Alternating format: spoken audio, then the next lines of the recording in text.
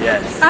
I'd say so. I think of myself as one because I have 2 older sisters, and I think that women should be treated equally as a man and equal pay and stuff like that. Yeah, probably. I would describe myself as a feminist. Yes, I do. Yes.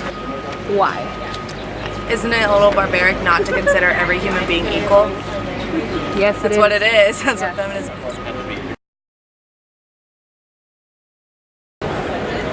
I feel like just overall equality for obviously not just women, but for everyone, men, women, people of different races. As I'm in a weird like intersectional place as a man of color that still has white parents, I'm very aware of like and very pro like the LGBT community. Just equality of all sorts are important, and as being raised by like a single mom, I'm very like pro women, and so more people need to be pro women.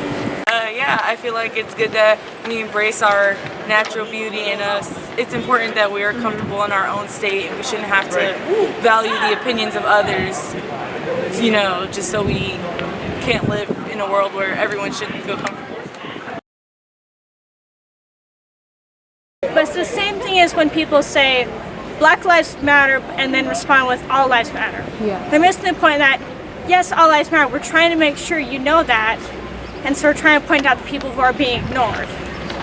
With feminism, it's not just about rights of women, it's rights of feminine qualities.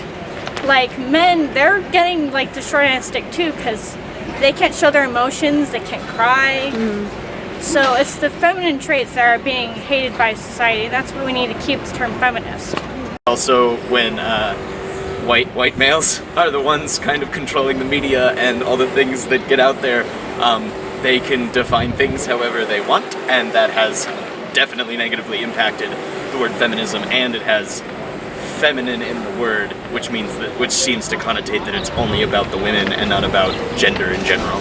I think a lot of the bad connotation comes from like radical white feminism, because unfortunately a lot of people that we see in the media representing this are like Taylor Swift and other privileged white females who are very exclusionary towards other women, and so when the only representation you see is people who are out of what you can relate to, it doesn't do any good for the movement. Just because when anyone tries to change society's views or anything, it seems as like a riot or a protest. We want change, and we're not very good at changing.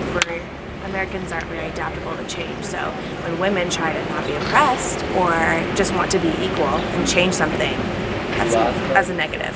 Because women just being dominant, like we don't need men, you know, like that seems like off-putting, and especially for men, because like they still want to be needed too. And so I think if you could like get across that it's more of not we don't need you, but we just want to be equal with you, I think that would help a lot. I think just educating people would be the best route for that. Yeah, so intersectional feminist is important, but really promoting the idea of like allyship, because there's a lot of like cisgender men who are like, I'm a dude, so I can't be a feminist. And even if people don't want to like self-identify as feminists because it's feminine to do so, or if they think that's a connotation, promoting the idea of allyship. Just embrace everybody's opinions and values in a diverse way, I'll say, rather than just of how someone looks, but their concepts and what they believe. Just uplift each other, one another.